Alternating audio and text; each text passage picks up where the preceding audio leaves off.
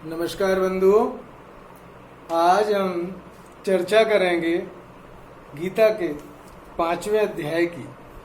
और 5वां अध्याय जो है इसका नाम है कर्म संन्यास योग। और इसके अंतर्गत 29 श्लोक हैं, जिसमें के 1 से 6 तक सांख्य योग और कर्मयोग का जो विवेचन किया गया है, और 7वें से 12वें अध्याय तक सांख्य योगी और कर्मयोगी के लक्षण और उनकी महिमा बतलाई गई है।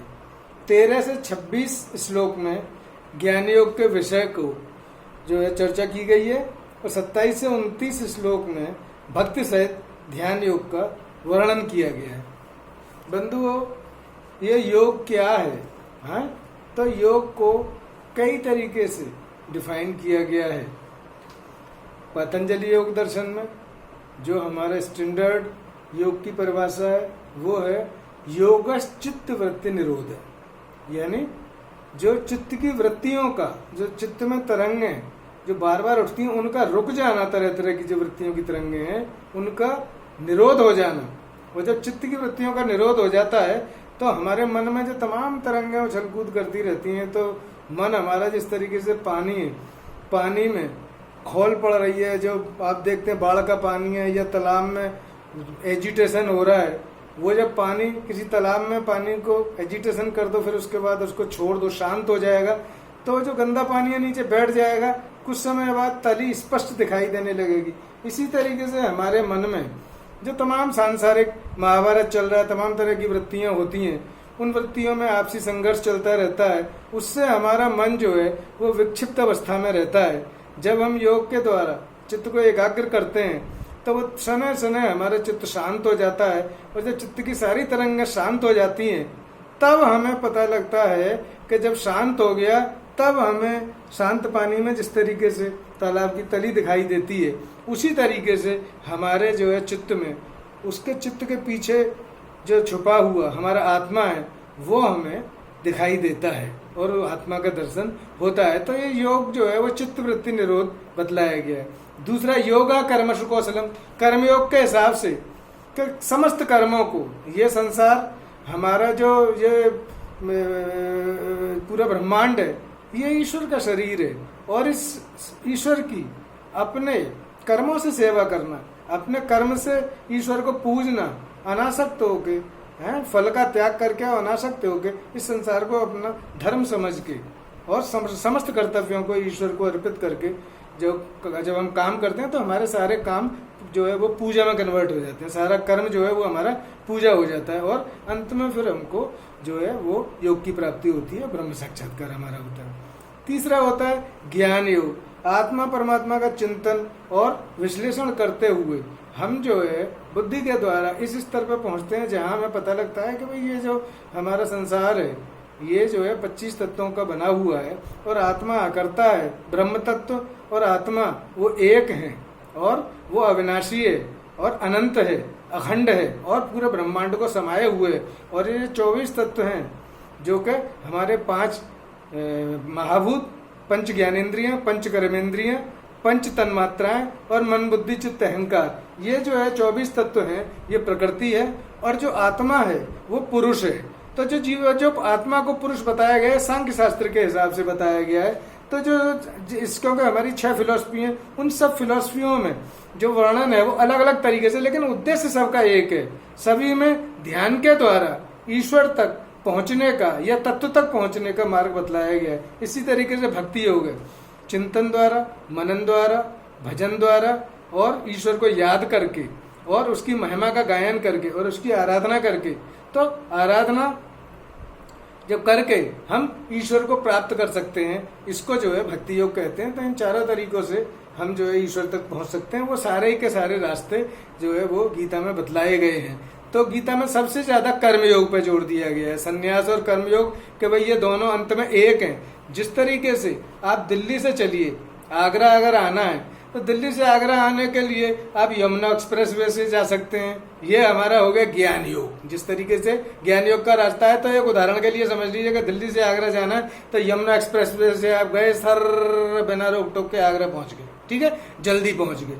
दूसरा रास्ता है हमारा कि भाई दिल्ली से हमको आगरा जाना था, पुराने मथुरा रोड होकर फरीदाबाद, मथुराबाद, बल्लाड़ा ये सब होते हुए आप छाता और ये मथुरा वथुरा होके आप आगरा पहुंचे, वहीं पहुंचे हैं, लेकिन उसमें क्या है कि आपके अवरोध थोड़े से बहुत सारी चीजें पड़ती हैं, तो उसमें मन जो है वो थोड़ा सा रास्ता लंबा होता है। लेकिन ये जो है डायरेक्ट रास्ता है ज्ञान योग का, ये छोटा है लेकिन ये बहुत कठिन रास्ता है। ज्ञान योग का रास्ता बहुत ही बुद्धिमान मनुष्य के लिए होता है, साधारण मनुष्य के लिए कर्मयोग और भक्ति योग ये जो है ज्यादा सुलभ होते हैं। ज्ञान योग और राजयोग ये जो है थोड़ा बुद्धिमान मनुष्य के लिए ज्यादा अनुकूल होते हैं।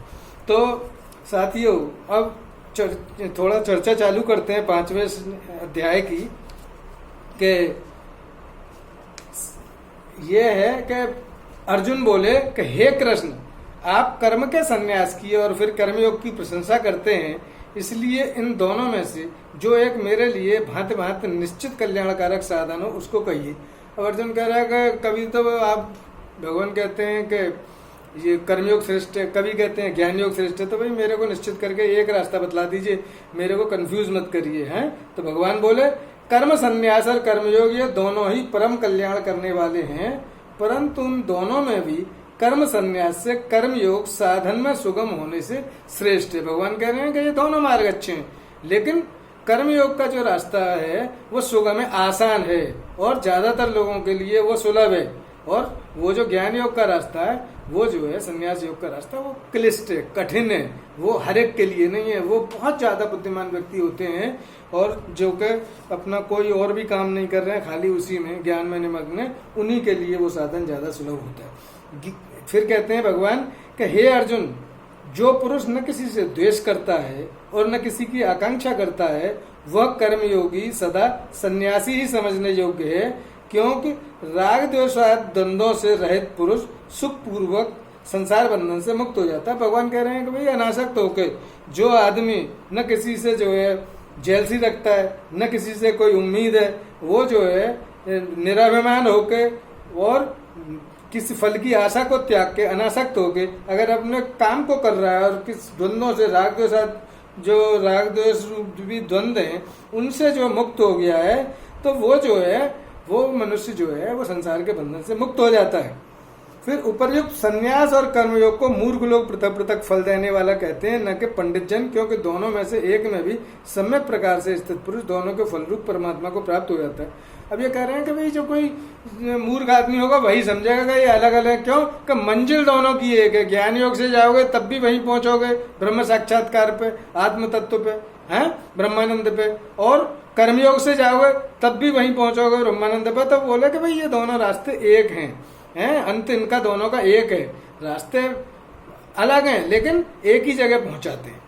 फिर ज्ञान योगियों द्वारा जो परम धाम प्राप्त किया जाता है, कर्म योगियों द्वारा भी वही प्राप्त किया जाता है। इसलिए जो पुरुष ज्ञान योग और कर्म योग को फल रूप में एक देखता है वही यथार्थ देखता है। भगवान कह रहे हैं कि भाई दोनों का एक ही फल है, कहीं ज्ञान योग से जाओ तब भी आपकी मंजिल वही है, कर्म योग से जाओ तब भी मंजिल यही है। तो इसलिए जो मनुष्य इन दोनों को एक मानता है फल रूप में, कि इन दोनों की मंजिल एक है, इन दोनों का रिजल्ट एक है, कि मान लीजिए आपको आईएएस में सेलेक्ट होना है तो भैया आप इस एकेडमी से जाओ तब भी आप जो है वो जा रहे हो, घर में बैठ के आप जो है तैयारी करके सेलेक्ट हो रहे हो तब भी जो है आपको रिजल्ट एक ही मिलना है। तो आप चाहे घर में तैयारी कर लो, चाहे आप कोचिंग के थ्रू जाओ, पहुंचना आपको वहीं है। इसी तरीके से ज्ञान योग और कर्मयोग को हमें समझना चाहिए कि इन दोनों की मंजिल एक है और एक ही फल की प्राप्ति दोनों से होती है। यही सत्य है। जो इस चीज को देख लेता है, जान लेता है, वही सही सत्य जानता है। परंतु हे अर्जुन, कर्मयोग के बिना संन्यास अर्थात मन, इंद्रिय और शरीर द्वारा होने वाले संपूर्ण कर्मों में कर्तापन का त्याग प्राप्त होना कठिन है, और भगवत स्वरूप को मनन करने वाला कर्मयोगी परम परमात्मा को शीघ्र ही प्राप्त हो जाता है। अब भगवान कह रहे हैं कि हे अर्जुन, कर्मयोग के बिना कर्मों में कर्तापन का त्याग जो है संभव नहीं है। अब वो कह रहे हैं कि भाई जो हम त्याग कर रहे हैं, संन्यास मार्ग पे भी चलेंगे तो हम जो त्याग की जो क्रिया है वो त्याग की क्रिया भी तो कर्म का ही अंतर्गत है, क्योंकि त्याग भी एक कर्म है। इसलिए जो कर्तापन का अभिमान को त्यागना है, फलाशा का त्याग करना है, ये भी जो है एक तरीके से संन्यास है। तो इसके बिना जो है वो कर्तापन का त्याग प्राप्त करना बहुत कठिन है। और भगवान के स्वरूप को चिंतन करने वाला होता है और भगवत स्वरूप का जो चिंतन करता रहता है, उसी में निमग्न रहता है, वो जो है ईश्वर को, परमात्मा को बहुत जल्दी प्राप्त हो जाता है। जिसका मन अपने वश में है, जो जितेंद्रिय एवं विशुद्ध अंतकरण वाला, संपूर्ण प्राणियों को आत्मरूप परमात्मा ही जिसका आत्मा है, ऐसा कर्मयोगी कर्म करता हुआ भी लिप्त नहीं होता। अब जिसका चित्त शुद्ध हो गया है, ब्राह्मी धारणा है, ब्राह्मी ध्यान हो गया और समस्त प्राणियों में, सारे ब्रह्मांड में, हर वस्तु में ब्रह्म का दर्शन करता है, तो जिसकी ब्रह्म दृष्टि हो गई है, ऐसे कर्मयोगी जो है वो संसार के कर्म करते हुए भी जो भी कर्म करता है वो लिप्त नहीं होता है। जैसे एक जो पुरानी जो दोहा कहा गया है कि करसों कर्म करहूं विद नाना, मन राखूं जा कृपा निधाना। कि हमारा जो हाथ से आप काम करते रहिए, हाथ पैर से काम करते रहिए, सब्जी काट रहे हैं, ये दाल कर रहे हैं, वो काम कर रहे हैं, साइकिल चला रहे हैं, स्कूटर चला रहे हैं, कहीं जा रहे हैं, बस में बैठे हैं, ट्रेन में बैठे हैं, हवाई जहाज में बैठे हैं, यात्रा कर रहे हैं, किसी का इंतजार कर रहे हैं, भीड़ में खड़े होकर ट्रेन का इंतजार कर रहे हैं। आप कहीं भी इंतजार करते हुए अपने मन को एक किनारा हम जो है ईश्वर से जोड़ सकते हैं, क्योंकि मन हमारा एक पुल है। मन के एक तरफ तो अनंत ब्रह्म है और मन का दूसरा किनारा संसार से जुड़ा हुआ है। तो ये मन हमारा संसार और परमात्मा, स्थूल और परम सूक्ष्म, इन दोनों के बीच का पुल है। ये मन हमारा सेतु है। तो ये सेतु में क्या है कि एक मन हमारा एक से ज्यादा जगह अटैच हो जाता है एक बार में। आप जैसे मान लीजिए बैठे हुए हैं, कोई काम कर रहे हैं, कोई फोन आ गया, फोन की घंटी सुन के वो भी कर रहे हैं, कहीं साइन भी करते चले जा रहे हैं, कोई आ गया, हाँ भैया जरा रुको देखते हैं, तो हमारा मन कई जगह रख जाता है। बच्चे उधम कर रहे हैं, बच्चे चुप हो जाते, तो हमारा मन एक से ज्यादा जगह अटैच हो जाता है। मन के जो बहुत सारे रिसेप्टर हैं, रिसेप्टर पॉइंट बहुत ज्यादा है मन के, तो एक से ज्यादा जगह हमारा मन एक बार में लग जाता है। लेकिन वो जब हम कोई हल्की एकाग्रता का काम कर रहे हैं, अब अगर मान लीजिए हम बहुत ज्यादा 100% एकाग्रता के जो कार्य हैं उनमें ऐसा नहीं कर सकते। अब जैसे ड्राइविंग है, ड्राइविंग करते में आप बहुत से हल्के फुल्के काम करते रहते हैं, तो मन हमारा ड्राइविंग में फोकस भी है एक जगह, लेकिन दूसरे भी काम करते जा रहा है। इसी तरीके से संतरी की ड्यूटी कोई दे रहा है, संतरी का काम भी कर रहा है, लेकिन इधर उधर भी नजर रख रहा है, फोन आ गया वो भी अटेंड कर लिया, काम कर लिया। तो हमारा जो मन है वो इस तरीके से बहुत जगह अटैच हमारा हो जाता है। इसलिए जो कहते हैं भगवान का तत्व को जानने वाला सांख्य योगी तो देखता हुआ, सुनता हुआ, स्पर्श करता हुआ, सूंघता हुआ, भोजन करता हुआ, गमन करता हुआ, सोता हुआ, श्वास लेता हुआ, बोलता हुआ, त्यागता हुआ, ग्रहण करता हुआ तथा आंखों को खोलता और मूंदता हुआ भी सब इंद्रियां अपने अपने अर्थों में बरत रही हैं, इस प्रकार समझकर निस्संदेह ऐसा माने कि मैं कुछ भी नहीं करता हूँ। अब ये सांख्य योग के हिसाब से, ज्ञानी योग के हिसाब से भगवान समझाते हैं। कभी ज्ञानी क्या कहता है कि मेरा आत्मा तो अकर्ता है, मैं तो ब्रह्म रूप हूँ, मैं कुछ नहीं कर रहा हूँ, प्रकृति कर रही है, गुण ही गुणों में बरत रहे हैं। कि भाई हाथ पैर चल रहे हैं, ये चल रहा है, कर्णेंद्री सुन रही है, ये चल रहे हैं, ये सारे काम मेरे ऑटोमेटिक हो रहे हैं, मैं नहीं कर रहा, मेरी आत्मा नहीं कर रही है। सो इस तरीके से जो है ज्ञानी सांख्य योग के हिसाब से वो जो है मनुष्य अकर्ता बना रहता है, तो उसके जो सारे जो कर्म है वो जो है वो भोग प्रदान नहीं करते हैं और पुनर्जन्म के हेतु नहीं होते हैं। फिर है, जो पुरुष सब कर्मों को परमात्मा में अर्पण करके और आसक्ति को त्याग कर कर्म करता है, वह पुरुष जल से कमल के पत्ते की भांति पाप से लिप्त नहीं होता। और दूसरा कर्मयोगी क्या करता है कि समस्त कर्मों को ईश्वर को अर्पित करके, सारे कर्म परमात्मा की सेवा समझ के, उनको अर्पित करके, पूजा समझ के वो काम करता है। तो वो जैसे कि कमल का फूल है, कमल के पत्ते हैं, वो कीचड़ में है, पानी में है, लेकिन न उसको कीचड़ लगता है न पानी जो है उसके ऊपर टिकता है, सरक जाता है, ढलक जाता है। तो इसी तरीके से लिप्त नहीं होता। इसी तरीके से कर्मयोग में जब हम सारे कर्म परमात्मा को पूजा समझ के, सृष्टि के सारे कर्म, सारे कर्तव्य कर्म अपने, चाहे घर के हों, बाहर के हों, बाजार के हों, दुकान के हों, बिजनेस के हों, सर्विस के हों, कोई भी कर्म है, उनको भगवान की पूजा समझ के जब करते हैं तो हम अलिप्त हो जाते हैं। और वो कर्म फिर हमारे जो है वो कर्माशय में जाके वो पुनर्जन्म के हेतु नहीं होते हैं, वो हमारे कर्म दग्ध हो जाते हैं। और जिस तरीके से जब तपस्या के द्वारा, योग के द्वारा जब हमारा जो कर्माशय के संस्कार भस्म हो जाते हैं, तो जिस तरीके से भुना हुआ बीज को आप खेत में डालो तो उसमें अंकुर नहीं निकलता है। आप भाड़ में भून दीजिए बीज को, और उसके बाद में हल चला के खूब खाद डाल के बीज डाल दीजिए, नहीं निकलेगा। क्यों? क्योंकि वो जल गया। इसी तरीके से तपस्या के द्वारा, ज्ञान के द्वारा, योग के द्वारा हमारे जो संस्कार है कर्माशय में वो भस्म हो जाते हैं। और जो संस्कार भस्म हो गए तो हमारा फिर पुनर्जन्म नहीं होता है, और मृत्यु के उपरांत हम जो है वो मोक्ष को प्राप्त हो जाते हैं। और जिनकी साधना बहुत उच्च स्तर की होती है वो जीते जी जीवन मुक्त अवस्था को प्राप्त हो जाते हैं, और उनको सिर्फ जो है शरीर गिरने का इंतजार रहता है। फिर कहते हैं कर्मयोगी ममत्व बुद्धि रहित केवल इंद्रिय मन बुद्धि और शरीर द्वारा भी आसक्ति को त्याग कर अंतःकरण की शुद्धि के लिए कर्म करते हैं। तो जो कह रहे हैं कि भाई जो ममत्व छोड़ के हैं, निर्मोही होके और इंद्रिय बुद्धि और शरीर के द्वारा लोग काम करते रहते हैं और उनसे उनकी चित्त शुद्धि जो है कर्म से होती है। कर्मयोगी कर्म के फल का त्याग करके भगवत प्राप्ति रूप शांति को प्राप्त होता है और सकाम पुरुष कामना की प्रेरणा से फल में आसक्त होकर बनता है। तो कर्मयोगी क्या करता है कि अपना कर्तव्य समझ के सारे कर्म करता जा रहा है तो उसको परम शांति मिलती है। और जो सकामी मनुष्य वो यही देखता है कि अरे भैया मैंने इतनी मेहनत करी, ये नहीं मिला, वो नहीं मिला, सब बेकार है, तो उसका चित्त जो है विक्षिप्त हो जाता है। अंतःकरण जिसके वश में है ऐसा सांख्यों का आचरण करने वाला पुरुष न करता हुआ और न करवाता हुआ ही नवद्वारों वाले शरीर रूप घर में सब कर्मों को मन से त्याग कर आनंद पूर्वक सच्चिदानंद घन परमात्मा के स्वरूप में स्थित रहता है। अब ये इन्होंने ज्ञान योगी की स्थिति बताई है सांख्य के हिसाब से कि वो क्या करता है कि वो तो जो है सांख्य योगी है, ज्ञान योगी है। वो क्या कर रहा है, वो सिर्फ ईश्वर के चिंतन में निमग्न है और परमात्मा का चिंतन कर रहा है, परमात्मा में रत है मन से। और वो ये सोच रहा है कि भाई जो कुछ भी क्रियाएं शरीर की हो रही हैं वो सब प्रकृति कर रही है, मैं नहीं कर रहा हूँ, मेरा आत्मा है तो आत्मा हूँ और आत्मा निर्लिप्त है और मेरी आत्मा जो है हर परमात्मा में लीन है और वो पूरी जो है परम शांति का और परमानंद का जो है वो भगवत स्वरूप में स्थित रह के आनंद लेता है। परमेश्वर मनुष्यों के न तो कर्तापन की, न कर्मों की और न कर्मफल के संयोग की ही रचना करते हैं किंतु स्वभाव भी बरत रहा है। तो ये कहते हैं कि भाई भगवान जो है वो किसी का वो नहीं बनाते हैं, भाग्य नहीं बना रहे हैं। मनुष्य का जैसा कर्म करता है वैसे उसको फल मिलते हैं, वैसे ही उसका संस्कार है, उसी के हिसाब से उसको भोग मिलते हैं। तो जो हम जैसा करते हैं तो जैसी करनी वैसी भरनी, इसमें ईश्वर का कोई रोल नहीं होता है। सर्वव्यापी परमेश्वर भी न किसी के पाप कर्म को और न किसी के शुभ कर्म को ही ग्रहण करता है, किंतु अज्ञान के द्वारा ज्ञान ढका हुआ है, उसी से सब अज्ञानी मनुष्य मोहित हो रहे हैं। तो लोग कहते हैं ऐसा भगवान ने ये कर दिया, भगवान कुछ नहीं करते हैं। क्या हमारे सामने जो कुछ भी आता है वो हमारे किसी न किसी कर्म का परिणाम होता है, चाहे इस जन्म का हो, चाहे प्रारब्ध, चाहे पिछले जन्म का किसी संस्कार का हो, उसमें ईश्वर का जो है कोई रोल नहीं है। ये हमारा जो ब्रह्मांड है, ये प्रकृति है, प्रकृति में गुण कर्म विभाग है और जो है वो जैसी क्रिया होती है उसकी वैसी ही प्रतिक्रिया होती है। और कोई भी कार्य ऐसा नहीं है जिसका रिजल्ट ना हो, हर कार्य का रिजल्ट होता है, अच्छे कार्य का अच्छा, बुरे कार्य का बुरा।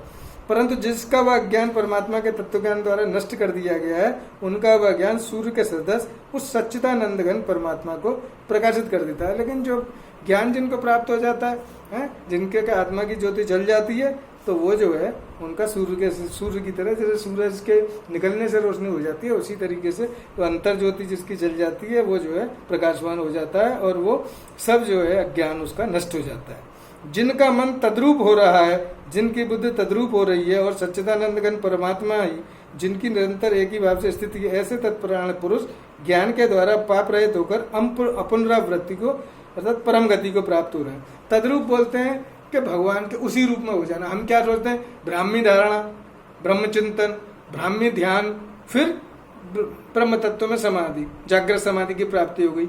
जब हमारा हर चीज ब्रह्ममय हो गई, हर चीज में ब्रह्म का दर्शन कर रहे हैं, तो जब हमारा हर चीज ब्रह्ममय हो जाती है और एक ही भाव से निरंतर उसी भाव में जब हम रहते हैं और ब्रह्म रूप हो गए और ब्रह्म दर्शन ही अगर हमको हो रहा है हर चीज में, तो फिर इससे क्या है कि हम परम गति को प्राप्त हो जाते हैं। और जो परम गति क्या है कि जो ब्रह्म तत्व में ब्रह्मलीनता हमको जीते जी मिल जाती है और यही हमारी परम गति है और यही परम शांति है और यही परमानंद। और जो भगवान क्या है, वो ईश्वर तो जो है वो आनंद की खान है, परमानंद है और परम शांति जो है उसको प्राप्त होती है। वे ज्ञानी विद्या विनय युक्त और ब्राह्मण में, गौ, हाथी, कुत्ते और चांडाल में भी समदर्शी होते हैं। वो कह रहे हैं कि जिसको ज्ञान प्राप्त हो जाता है उसकी समदृष्टि हो जाती है, उसके लिए सब ब्रह्म रूप है। कोई भी चीज है वो सब ब्रह्म तत्व के द्वारा, वो सब में उसको ब्रह्म दिखाई देता है, तो उसकी समदृष्टि हो जाती है। इसलिए उसके लिए सब कुछ बराबर होता है। गौ, हस्ती, कुत्ते, चंडल कोई भी हो, उन सब में उसकी समदर्शिता हो जाती है। जिनका मन समभाव में स्थित है, उनके द्वारा जीवित अवस्था में ही संपूर्ण संसार जीत लिया गया,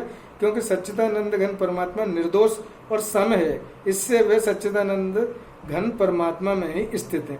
अब समदृष्टि की जब प्राप्ति हो जाती है तो ईश्वर समदर्शी होता है। जब आप समदर्शी हो जाते हैं, समता की दृष्टि प्राप्त हो गई, तो फिर क्या होगा, समता की दृष्टि प्राप्त होने से आप परमात्मा में तुरंत स्थित हो जाते हैं और जो है उसकी धारणा भी जो है ब्राह्मी हो गई और ध्यान भी जो है ब्राह्मी हो गया। और इन धारणा और जब ध्यान ब्राह्मी हो गया तो जो प्राप्ति होती है वो ब्राह्मी स्थिति की प्राप्ति हो जाती है और वो आदमी सच्चिदानंद घन परमात्मा में स्थित हो जाता है। जो पुरुष प्रिय को प्राप्त होकर हर्षित न हो और अप्रिय को प्राप्त होकर उद्विग्न न हो, वह स्थिर बुद्ध संसार रहित ब्रह्मवेत्ता पुरुष सच्चिदानंद घन परमात्मा में एक ही भाव से निश्चित है। तो मान लीजिए कोई बहुत बड़ा दुख आ गए तो पटक पछाड़ नहीं खा रहे हैं, बहुत ज्यादा खुशी की कोई बात हो गई तो बल्लियों नहीं उछल रहे, तो समदर्शी समभाव में रहते हैं, न सुख में सुखी न दुख में दुखी, एक रस समरस जब रहना सीख जाते हैं तो परमात्मा में स्थित रहते हैं। बाहर के विषयों में आसक्ति रहत अंतःकरण वाला साधक अपने आत्मा में स्थित जो ध्यान जनित सात्विक आनंद है उसको प्राप्त होता है।